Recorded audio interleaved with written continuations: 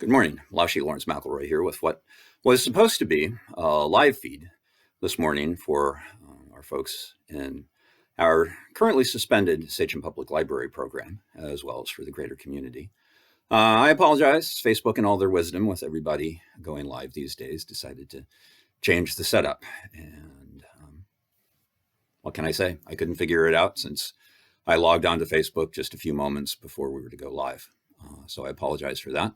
I'll be looking into it and see if I can find a workaround as today unfolds. So this won't happen again. Anyway, our session today, going to start with a little warm up. We'll be doing wide leg hamstring stretch again. So a little march, get some blood, some oxygen going to the muscles, little stretch, and then we're going to spend time with one frolic from the Five Animal Frolics. We'll do an introduction to tiger walking. So there you have it. We'll see how this goes. So as I said, want to get a little blood, little oxygen to the muscles. Hey, look at that. I can't do this without having a knot in my stopwatch. So I'm just going to march for about 20 seconds here. Get it going. There we go. Knees up. Remember, bring the knees to the hands, not the hands to the knees. You can have the open palm. You can do closed fist. If you have a shorter range of motion, no harm, no foul. Just go a little bit lower. We'll be doing this for a little bit longer. Let's see, about 5 more seconds. 3, 2, 1. And now if you can, widen it up. Changes where the warmth is going, which muscles are getting a little bit more action. We do this so you don't want to tweak a muscle when you're stretching, so you want them a little bit loose, a little bit warmed up. And now just a little ballistic shakes, bouncing back and forth. So the Five Animal Frolics are moving Qigong. Most Qigong, a lot of people do, is stationary. In other words, the feet more or less stay grounded. And there are a lot of different versions of the Five Animal Frolics. Some don't have the same animals that the approach the water tiger school has. Our 5 animals are the crane, monkey, tiger, bear, and deer. I've seen phoenix, I've seen dragon, I've seen snake, leopard, list goes on. Some don't move as much as we do.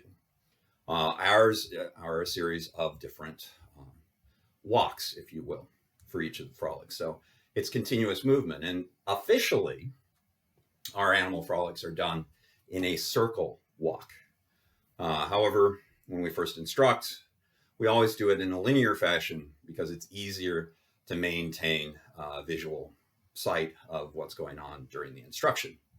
So we use a linear method to start with. But keep in mind that ideally, this would be done as we get into the walk in a circle.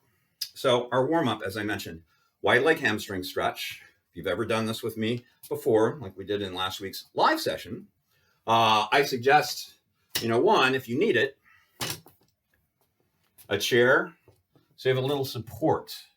Now, if your doctor, your health advisor has told you not to lower your head, below your hips or something like that, or your chest below your hips, don't do that, right? And generally, I always instruct too, that the head should hang at the end of the stretch. But if you have certain issues with your neck, fused vertebrae, that sort of thing, you probably want to keep the neck active so it doesn't hang and put pressure. Now you have the chair, you have yoga blocks. And again, yoga block offers you different heights you can adjust because you have the greatest height, drop to the side, you're a little bit closer to the ground, on the flat surface a little bit closer still, and by that time maybe fingertips, then pads, then knuckles and closed fists, and each one of these increments gets you a little bit closer to the floor. And you may also know, I highly believe that all homes should have a complete works of Shakespeare. So if you have no yoga block, chair is a little bit not what you need, then a book can serve the purpose. Complete Works of Shakespeare. You need a big, thick book as a yoga block. You want to hold it closed, but there it is at its height. Now, when you go to the side to get a little bit closer, make sure the bound side of the book is down and you're holding closed the leaf side of the book. A little bit closer and then down. So I'm going to turn around so my voice carries better toward the microphone. You may want to turn around as well so you can look between your legs and see what it is that I'm doing. So you want to find a width that works for you. You don't want to go too wide, no super wide stretches. That becomes a groin strike. We want to stretch, not groin strike. That would be weird. We want to stretch the hamstrings, not the quad, where the inner upper thigh comes into contact with the pelvic bone. We start by lengthening the legs as much as possible. So that idea that I'm rooted to the earth, upper body sort of a helium balloon, lifting me up. Then lengthen the spine and begin to fold like a hinge in the hips. My eyes are staring at the back wall and then collapse. And then here we are, right? Traditional hamstring stretch, wide leg hamstring stretch is static, stationary. You just hang out, let the stretch unfold, always working the quads to straighten the legs and engage the hamstrings. And you can do little hip rotations. For me, that opens up the lower back. You can carefully swing a little from side to side. Changes up how you feel. The lower back opening up, where the hamstrings come into contact with the sits bones, etc. If you're relatively loose here, you might cross your arms, set your forehead in your forearms, and let that weight and structure pull you a little bit deeper into your stretch. Now, I'm holding this for quite a while. If you need to come out of it slowly, rolling up out of it. That's the way that I like to end this stretch. Wherever the knees are, you bend them a little bit more. And then start to roll up out of it. If you need to walk your hands up the front of your body so you can continue that support, that's fine. Otherwise, let them dangle. And begin to stack the vertebra, one vertebra at a time, so vertebrae. You've got the coccyx and the sacrum falling into place. And if you have 5 separate lumbar, feel as much as possible the 5 stacked one on top of the other. 12 thoracic. And then finally, chin rolls off the chest. And eyes come up. And there's your wide leg hamstring stretch. So each of the animals have a little bit different perspective in what it is, how they're done, their health benefit. You know, the health benefit of the tiger is pulmonary health. So lung energy and healthier lungs. For some reason that came to mind. And the tiger also, as a secondary health benefit, addresses arthritis, especially in the extremities, the hands and the feet and the lower body.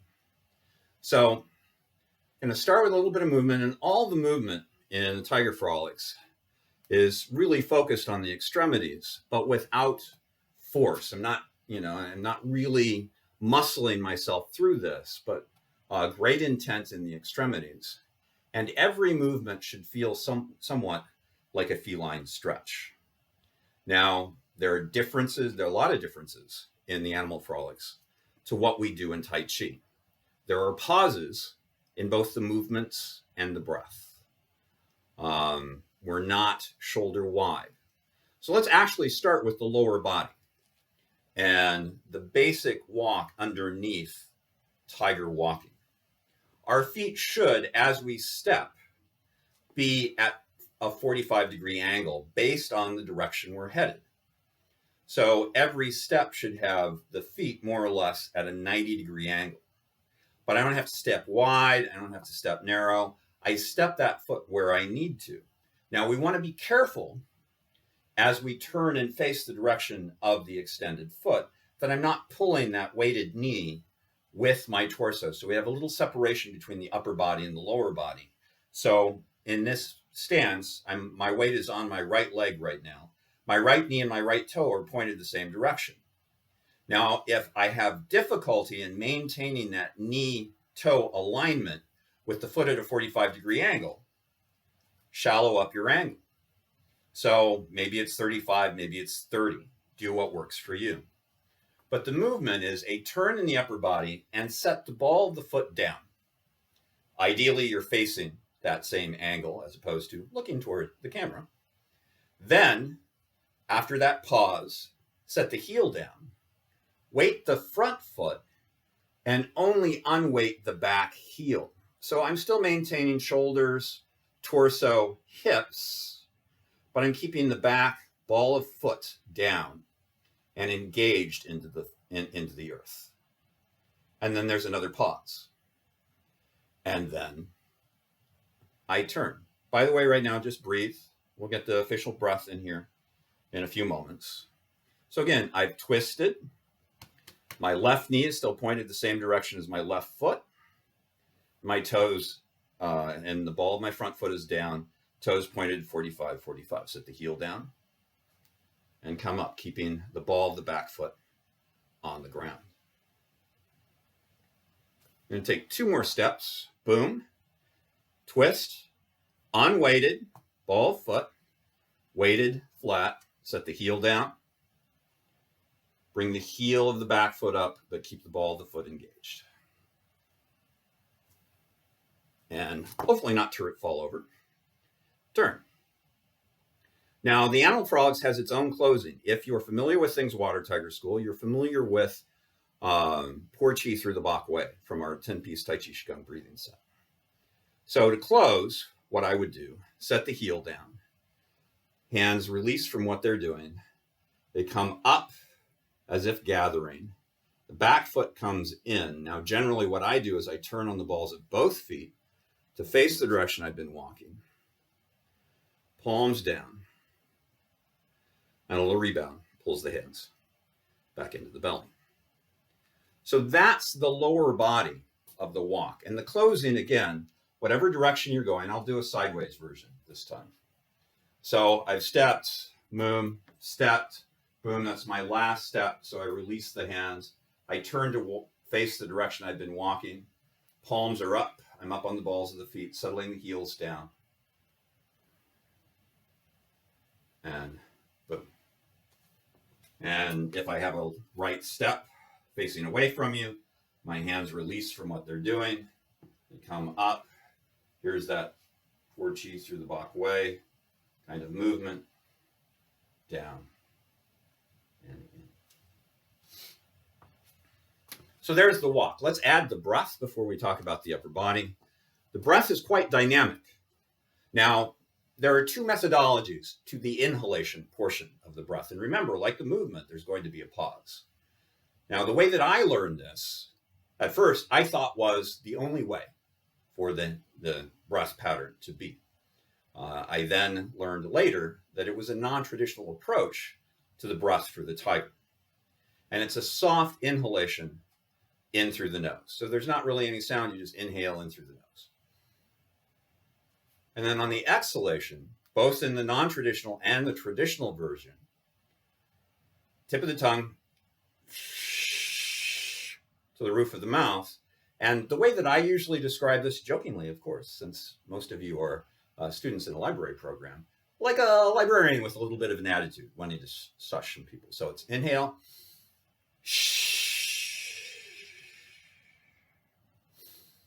Soft inhalation through the nose.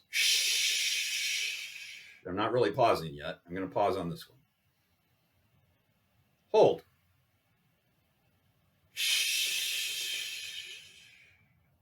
So that's one of the two methods for breathing in Water Tiger School's approach to the Tiger Frolics and the Five Animal Frolics. The second, they're both dynamic breaths, both on the inhalation and the exhalation.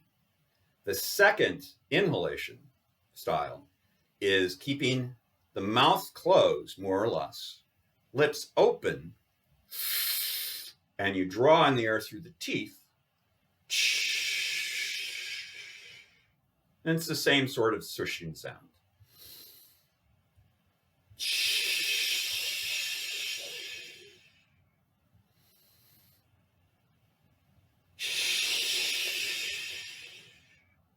So if we add whichever breath pattern seems to work the best for you with the basic lower body movement in and of itself, you start with the inhalation, you start neutral, sort of get your tiger on. We'll talk about that in a moment. Ball of the foot. I inhale, I'm holding the breath for a couple of beats, set the heel down. Holding for a couple of beats. That's soft inhalation. I'll do a hard inhalation the next time. Set the heel down.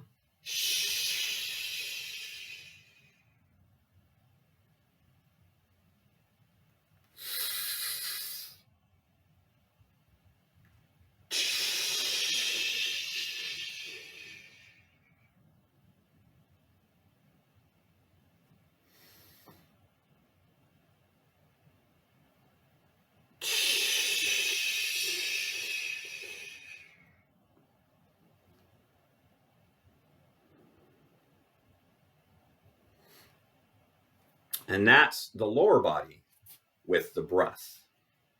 We need to add two more foci. One, what I said before about getting your tiger on. Each of the animal frolics, what we seek to do is to connect with both the nature and the spirit of the tiger. Now, the nature of the tiger is expressed in great power and strength. And the spirit of the tiger is a fearsome intensity overlying a certain softness. So as we're moving, we want to keep that in mind, plus the feline stretch thing, that great strength and power and that fierce intensity over a certain, if you will, inner softness. You might think of a tiger mother and her cubs. The tiger is very ferocious when it comes to protecting her cubs and just in life in general. However, with her cubs, you can find, no better loving mother. So you want to connect with that, the nature and the spirit of the tiger. The other addition, like we don't have enough already, we have the physicality, we haven't done the upper body yet, we have the breath choices, we have now the nature and the spirit of the tiger. Now, each of the animal frolics also has its own sort of chi focus, the focus of the intrinsic energy. And this one isn't really complicated, but it's more of a thought process than some of us may generally be accustomed to in some of our play. It's twofold. One is throughout the tiger frolics, you want to keep a mindfulness about the Mingmen acupuncture point. Now, different approaches for different lineages. Ours places the Mingmen, the gate of life, on the lower back, at a point on the spine that's even with where we put the acupuncture point for the Xie Dantian on the lower abdominal cavity. So the lower spine, quite above the buttocks, but below mid-back. And you just want to keep sort of part of the mind's eye on that point. The other is a very active focus of the qi, and that's on every inhalation, you image a soft emanation of qi from the Xie Dantian, not the acupuncture point, the actual esoteric vessel inside the lower abdomen. So it's like the sun rising. And then on the exhalation, that soft expanding qi, emanating qi from the Xie Dantian, drives to the extremities, the hands and the feet. So again, two points to the chi focus. Always on the lower back. On the inhalation, a soft emanation from the Shia Dantian. On the exhalation, driving to the extremities. The upper body isn't all that complicated. Now, I want to point out that when I talk about tiger claws, I'm not talking about this. I'm talking about this. It's sort of that feeling you get with your home tiger, that they put their paw on the side of your face when you've been messing with them a little bit. And you can just sort of feel, their claws are right at, the points of their claws are right at the ends of their sheaths, but they haven't engaged. They're just giving you a warning. And that's sort of what you want in the hands for the claws. And the arms basically stay elongated. The inhalation, I'm going to take the lower body out of it for a moment. They're up. Notice elbows are flexed and down. Hands at this point, no claws. Then on the exhalation,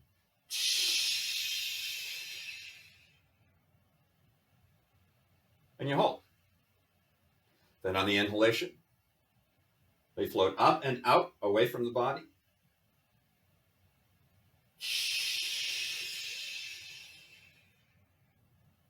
And the exhalation, they come down. I'll do the hard inhale.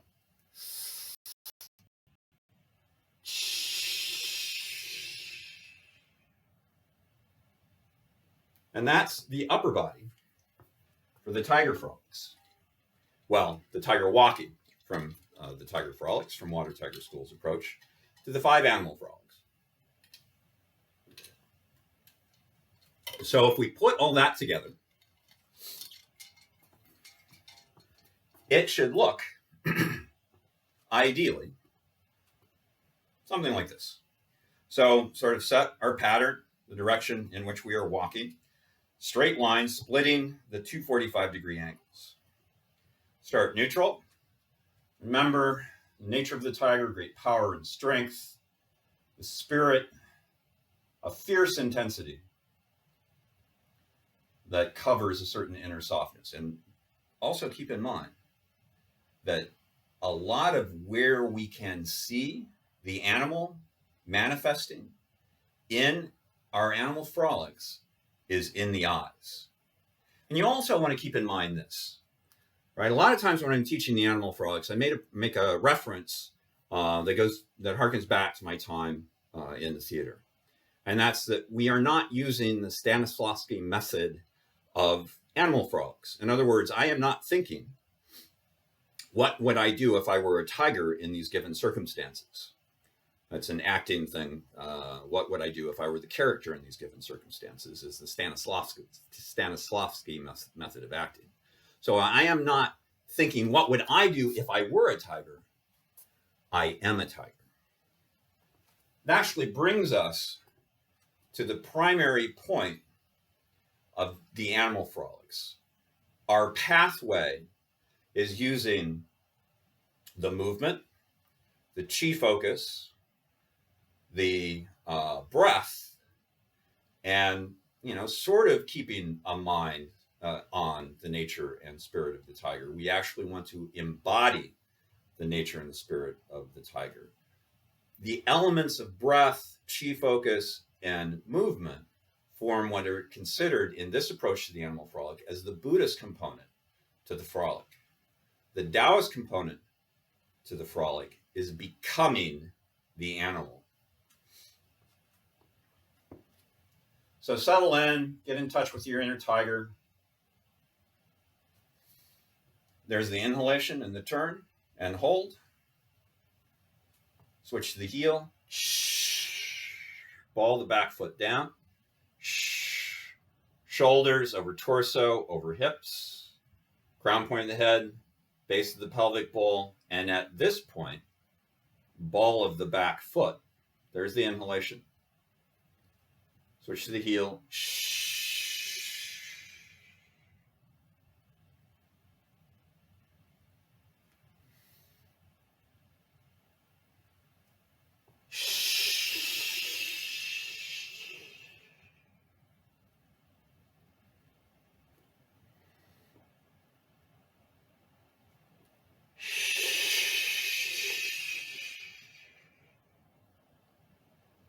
Back foot comes in, palms turn up, turn and face the direction we're walking. Palms up, fingertip to fingertip, palms down. And hands return. The acupuncture point for the Shia Dantian. And there you have it, your little lesson in tiger walking from the Five Animal Frolics from the Water Tiger School perspective. Again, I apologize for the issue with Facebook Live. I'll see what I can do before tomorrow morning's session that we do for West Babylon Public Library and the folks who are missing their program there. That will be at 10:15 a.m. If I have trouble figuring out the new settings on Facebook Live, I'll do a pre-recorded session before 10:15 and post it at 10:15. So we'll either be live or pre-recorded at 10:15 tomorrow morning. Thanks, and for now, that's Lawrence McElroy signing off.